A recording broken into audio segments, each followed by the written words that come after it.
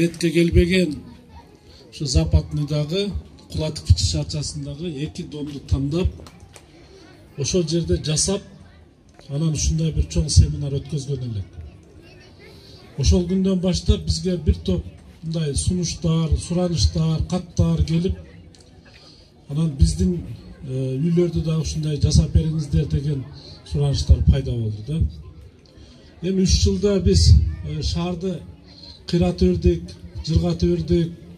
Шаар бардыгы телеге тегиз дегенден алыспыз, урматтуу туугандар. Бирок кичине болсо дагы ушундай аракеттерди баштап атабыз. Шаар шаардай болуш керек.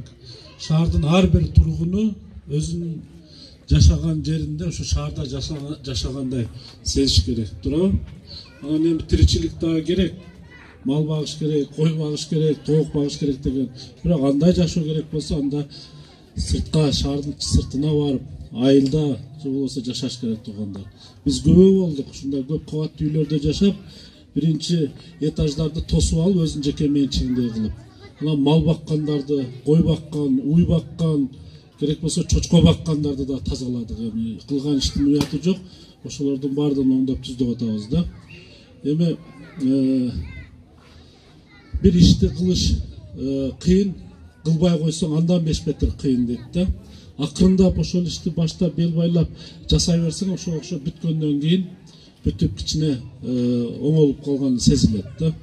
Ошон үчүн биздин максатыбыз аз-аздан болсо дагы шаардын ичиндеги айрыкча көп кабаттуу үйлөрдүн арасын ушундай тартипке келтирүү. Мыйзамсыз курулган курулуштарды бузуп тартипке келтирүү туугандар. Эч кандай биздин жаман оюбуз жок шаардыктарга. Мына мен келгенде ода бергенмин. Менин бир да кызыкчылыгым жок. 1 квадрат метр дагы жер шаардан албаймын деп. Мына тиешелүү мамлекеттик органдар турат, архитектура, госрегистр бардыгы. Ошол максатта иштеп келе жатабыз. Менин кызыкчылыгым ушул шаарды ретке келтирип, сиздерге жакшынакай шартты түзүп берүү. Насип кылганча иштейбиз, ошол иштеп аткан убагыбызда шаарды кичинекей тартипке келтирип койсок деген ойдобуз. Эми мына 3 жылдын ичинен 2 жыл ачык айт, 2 жылда мына пандемия менен күрөшүп атабыз. Саясат болуп атат, мына шайлоолор. Ошого карабастан эми бир шаардагы мамлекет тарабынан коюлган план тапшырмаларыбызды аткарып, ошо сиздер төлөгөн салыктардын негизинде ушундай кичинекей иштерди жасай баштадык да. Эң алгач биз ушул мамлекетте биздеги муниципалдык кызматкерлерге шарттарды түзүп берүү. Мына келгенде тазалык ишканасынын техникалары жетишсиз экен. Ушуларга алып бердик, бир 35-40га жакын, 25-30га жакын жаңы спец машиналарды, техникаларды алып бердик. Көчө жуй турган машиналарды алып бердик. Мына кече келгенде ушул жерде бузуп талкалап атканда, гараждарды алып атканда көрдүңөр да техникалар. Ошолор вообще болгон эмес. Бүт частныйларды жалдап, акчага алып саатына иштетип жүргөнбүз. Азыр мына өздөрүнө тиешелүү техникалардын бардыгын алып бердик. Ошонун менен мына соляркасын, бензинин куюп алып иштегенге бир топ мындай шарттар түзүлүп калды. Мындай иштерди биз Кудай буйруса дагы токтотпостон улантып, анан мына бүгүн ушул жер мына буга чейин кандай болгон, азыр кандай акыбалга болуп калды да. Мына сүрөттөрдөн, көрүп атасыңар да. Эми буну дагы мындай шашылыш, мен 1-2 жолу келип тапшырма берип кеттим. Эми Кудай буйруса мына азыр келип айтып көрдүм. Мындай кичине мурункуга салыштырмалуу бир топ жакшы болуп калыптыр. Мына бурчаткалар басылыптыр, гүлдөр эгилиптир, жашылдандырыптыр, балдар ойночу жайлар оңдолуптур. Мына стоянка курулду. Мына стоянканын ордунда канча деген темир гараждар турган да. Билесиздер да. Темир гараждар турган. Ал гараждар эч кимге пайдасы жок. Кече мен бир интернеттен бир эженин сүйлөгөн сөзүн угуп калдым. Аябай туура сүйлөптүр. Үйдө чыккан бүт эски нерселерди апарып ошол жерге таштай берет элек деп. Пайдасы жок. Унитаз, эски унитаздан бери апарып коет элек деп. Бүт мусорду жыйып алган экенбиз деп. Мына туура ачык акыйкат сөздү айтыптыр да. Мына азыр коюп койду. Карагылачы. Мына өздөрүнүн элге рахмат ушул домдогу жашоочуларга. Мына биз муниципалдык жерди бердик. Өздөрү ар бири 35 000 сомдон кетирип, ушул гараждарды куруп алышты. Мына өздөрүнө да ыңгайлуу келип коюп коет, навестин астында машинасына да кышкы жайы кар болбойт, көлөкөдө турат дегендей. Анан эң негизгиси максат ушул мурун бир гараж 6,5 мың гектар жерде 6,5 гектар жерде бир 6,5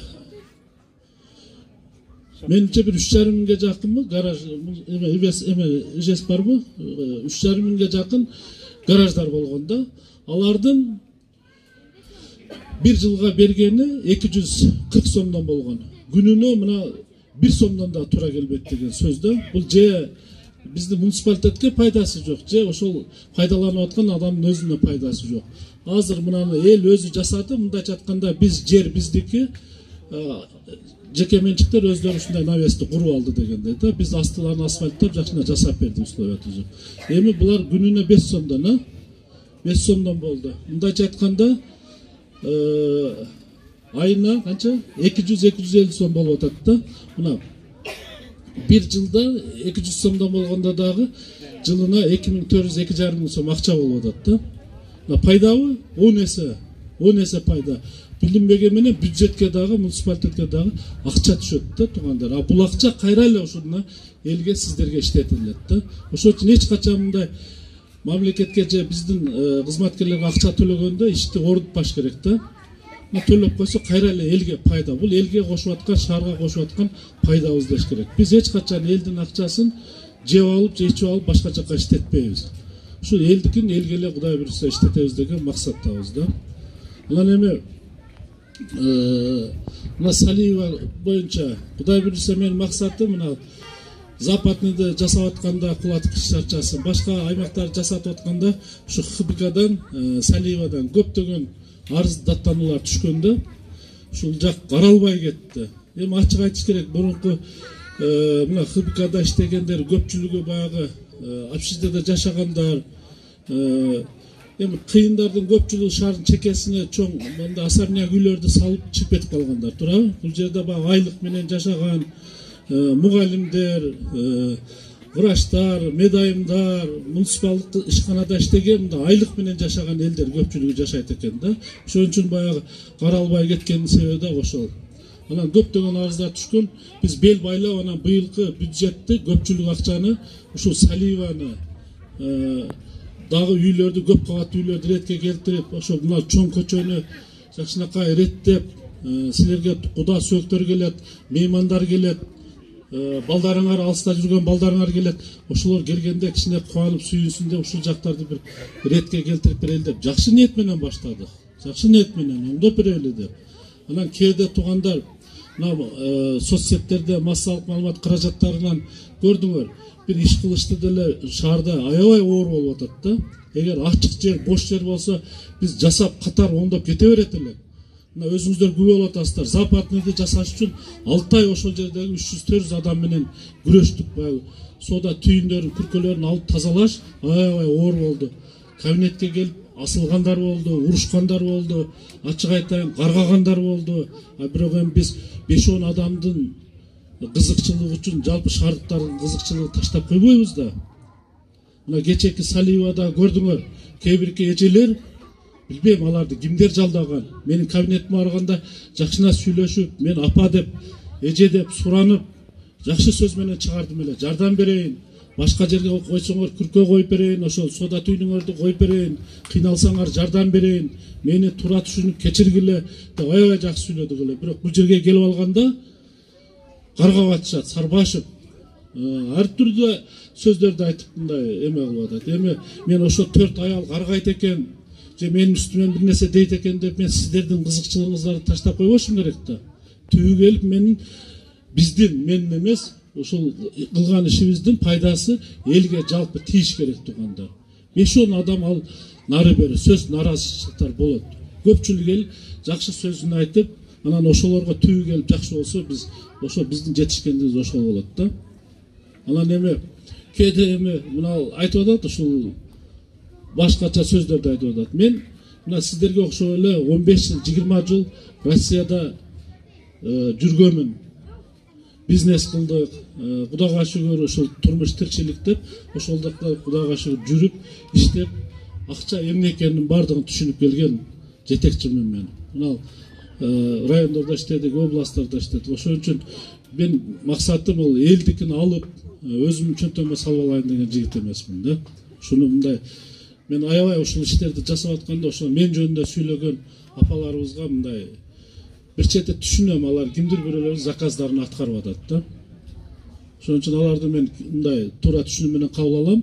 Ошон үчүн мына бул жерде массалык маалымат каражаттары, жалпы квартальный комитеттер, домкомдор туурасында ошо биз бир ишти баштаганда элге туура түшүндүрсөңүздөр да. Ошон үчүн мен мына жерге келип өзүмү көрсөтүп пиар кылыш эмес. Мына ушулар сиздерди чакырганыбыздын максаты сиздер көргүлө, миң уккандан бир көргөндөй.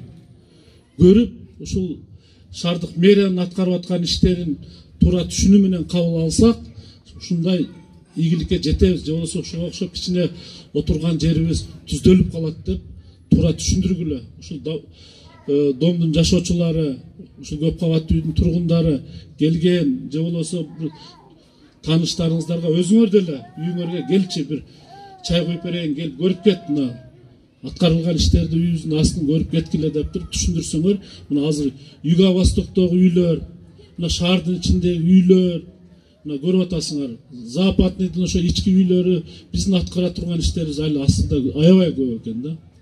Мына шаарды чын айтыш керек, мындай аректен алган муунтуп коет го адамды, ошондой эле болуп калыптыр да. Үйлөрдүн арасына кирсең, домдордун биринчи кабаттары тосуп, гараждар, шаардын ичи жолдор бүт тротуарга чейин тосулган, баягы красный линияларга чыгып камокторду мындай куруп алышкан, анан баягы темирден курган рекламный щиттер, мындай карасаң, сырттан өнүккөн мамлекеттерге барып келсеңер, шаардын жүдөп калганын билесиңер да.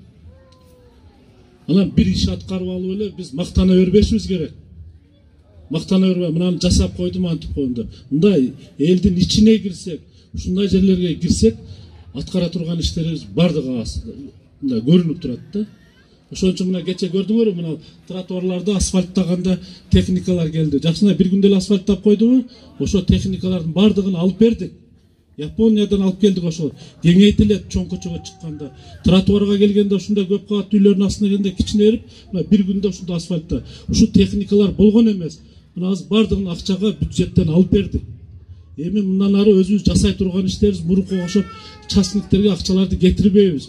Көп акчаларды кетирбейбиз. Мына жакында Кудай буйруса баягы асфальт заводду дагы алып берели деп атабыз. Азыр асфальтты сатып алып атабыз. Эми ошону дагы алып берели деп атабыз мына. Анан өзүбүздүн асфальт мына шаардын ичиндеги домдордун асты бардык ушундай болуп оңолот буйруса. Мына жакын арада насип кылып иштеп турсак, бардык көп кабаттуу үйлөрдүн араларын, ички жолдорубуз мына 647 километр жолубуз болсо, ошонун 57си 60 километрге жакыны Минтранска карайт. Калганы 550 километрден ашыгы биздин жолдор да. Жолубуздун акыбалдарын көрүп атасыздар. Бүгүн только жамоо менен иш кылып атабыз да. Бул боюнча да мына жетекчиликтер менен сүйлөшүп, грантовый акчаларды мына Кытай мамлекетине, Бишкектин жолдорун көрүп атпайсыңарбы? Оңдолуп түздөлүп аябай кеңейип атат. Ош шаарына да экинчи этабында Кудай буйруса $100 миллион келиши күтүлүп атты эле, мына пандемияга байланыштуу токтоп калды. Мына кече жакында урматтуу президентибиз менен дагы жолукканда айттым ушуну. Bir Kıtay memleketine barganda, iş saparınızda barganda ушул акчаны bir сурап бериңиз. Бул чечилүүнүн үстүндө деп. Кудай буйруса аракет кылабыз деп атат. Келип калса биз дагы Ош шаарындагы 55-60га жакын көчөбүз, центральный көчөлөрдүн асфальттары бүт алынып таштап башынан жаңы асфальттар басылат. Айрыкча центральный көчө. Андан сырткары bir 50-55 көчөбүз жаңы асфальттар болот да. Ички домдордун арасын өзүбүздүн бюджет менен жасай беребиз буйруса. Мен дагы бир жолу ошол мүмкүнчүлүктөн пайдаланып, ошол көп кабаттуу үйдүн тургундарына мына биздин сунушту колдоп, анан өздөрү сиздер ынтымак экенсиздер, мына бардыңыздар бири-бириңиздерди угуп, акчаңарды убагында топтоп, мына үйдү актап сүртөдө мына өзүңөрдүн ынтымакчылыгыңыздарды көрсөттүңүздөр. Ушул жерде жакшы сөзүн айтып колдоп турган ушул үйдүн ээлерине, айрыкча биздин аксакалдарыбызга, апаларыбызга, жаштарыбызга чоң ыраазычылык билдирем. Бирөөң чыгып колдоо көрсөттүңөр, бирөөң чыгып жакшы сөзүңөрдү айттыңар, бирөөң чыгып ошол иштеп аткан усталарга тамак ашыңарды, айран сүтүңөрдү берип аттыңар.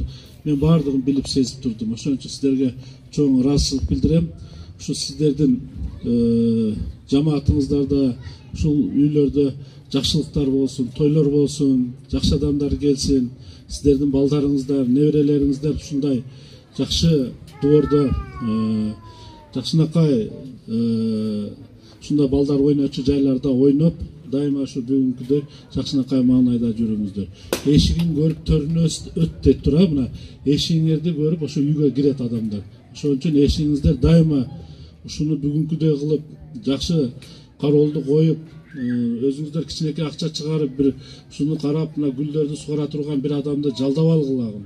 Ушунун астын тазалыгын тазалай турган адамдарга убагында бир 5-10 тыйындан акча берип койсоңор, ошол баардыгын карап тазалап оңдоп турат. Силер үчүн болду. Биз келип кайра дагы ушуну жасай бербейбиз эми. Бул качан жасалары белгисиз да. Ошон үчүн мына өзүңүздөргө өткөзүп берип атабыз. Мындан аркы кармап кала турган ушу тургундар өзүңүздөрдү. Ал эми ушу мына снос иштерин жүргүзүп атканда ушу биздин муниципалдык ишкананын кызматкерлери, айрыкча биздин ушу балдарыбыз аябай мындай мен көрүп аттым, кээде баштарына уруп атты булар. Таяк жешти, жаман сөз угушту, бирок ошого карабастан баягы иштин кызыкчылыгы үчүн ушул иштерди жасап, мына бүгүнкүдөй жакшына ийгиликке жетип атасыздар. Биздин ошол умес ишкананын кызматкерлерине баардыгына, айрыкча мына Манас ата аймактык башкармалыктын квартальный комитет, Дамком, ошо аймактык башкармалыктын башчысына баардыгыңар силер дагы аракет кылдыңыздар. Баардыгыңарга рахмат. Анан эми ушул биздин бюджеттен да мына асфальттоо иштерине 1,5 миллион сомго жакын акча кетти. Мына көп кабаттуу үйлөрдүн сырдалышына көпчүлүгүнүн 50%-ын элдер өзүңүздөр бердиңиздер. Анан бул жерде бир жеке ишкерлер дагы мына ушул балдар ойночу жайларды, мына латокторду өткөндө мен келгенде карасам, латоктору жок экен, туурабы? Суулар жок экен. Ушуларды бир жакшына жасаганга жараша жакшына жасап береличи, акча кетсе кетсин деп мына тапшырма берип кеттим эле. Баардыгын ошо мен айткандай кылып жасашыптыр. Ушу баардык ушу биздин кызматкерлерге дагы, анан айрыкча ушу бизге колдоо көрсөткөн ишкерлерге мен чоң ыраазычылык билдирем. Шаардык мэриянын атынан, ушу элдин атынан дайыма ушундай тапканын жакшылыкка насип этсин деп коет. Бул дагы жакшы иш. Туурабы? Ушундай жакшылыкка ишкерлер колдон келишинче мына биз сиздерди дайыма колдойбуз. Ушундай жакшы иш болуп атканда кол кабыш кылып койсоңор, мына Кудай деле карап турат. Ушу тапкан ташканыңардын берекесин берет деп ойлойм. Ошон үчүн ишкерлерге бир кол чаап чоң ыраазычылык айтып коелу. Рахмат. Урматтуу аймактык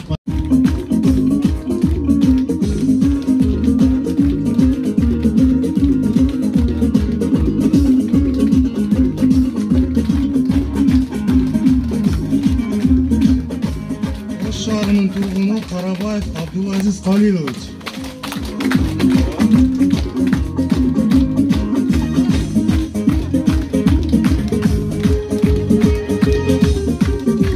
Темирташ жоопкерчилиги чектелген коомунун директору Кубатов Азамат Кимсаналиевич.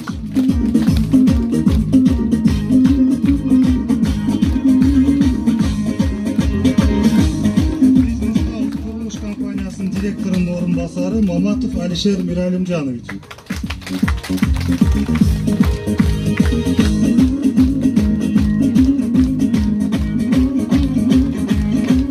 Ош шаарынын тургуну Осмонова Алимахан.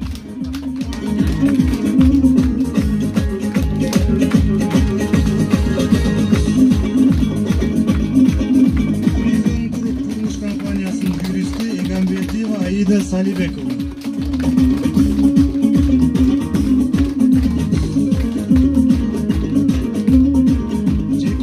Сейтматов Али Сейтматович.